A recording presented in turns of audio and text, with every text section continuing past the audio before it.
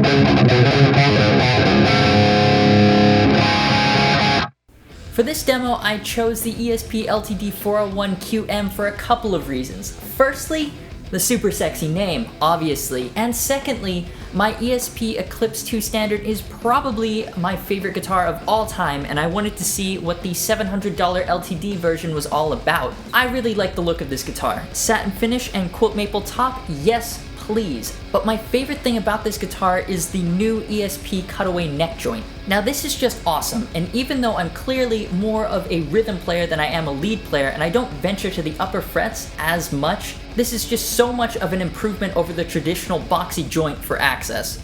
Visually, it's also really cool the way that it flows with the shape of the body. It just looks and feels so natural. At the time of filming, it's only available on certain newer models like this 401QM. It's still not available on the E2 Eclipses or the EC-1000s, and I'm not exactly sure why that is, but I hope they get a lot of positive feedback on it and roll it out to the entire line because it's absolutely phenomenal. But for all the praise that I have for the neck joint, why oh why, and this is just personal preference, does it come with a 14-inch fingerboard radius? I know some people don't mind it, but for me it's too flat, it feels weird, and I don't like it. I prefer the 12-inch radius found on most Gibsons, Epiphones, and ESPs, and I don't know why they've made it different for the LTDs. It makes no sense that I have to pay hundreds of dollars more to get that 12-inch radius because it's a feature reserved for only the ESP production models. The fact that it's not available on a lot of these LTD models is really frustrating. Other than that, this is a pretty good guitar. The construction is solid, EMGs are great. I have them in 3 of my guitars because they're awesome, and the Grover tuners don't give me any problems. The neck is fast, thin, and smooth. It looks good, sounds good, and feels sturdy enough to take an absolute battering on the road. Overall, it's exactly what you'd want out of a $700 guitar. It's just really too bad about that fingerboard radius. Thanks again to the people that made this guitar available for the demo. I really appreciate it, and as always, all the relevant links will be in the description. What do you think of the guitar and the new neck joint? And am I being too much of a baby about the new fingerboard radius? Let me know in the comments. If you liked the video, make sure to give a thumbs up and consider subscribing because it really helps me out. If you like guitar porn, which I know you do because you're watching this video, you can follow me on Twitter, Facebook, and Instagram where I post sneak peeks of the gear that's gonna be on the channel. In the meantime, thanks for watching. You've been awesome. This has been the ESP LTD 401QM. I've been Hunter, and I'll see you for the next video.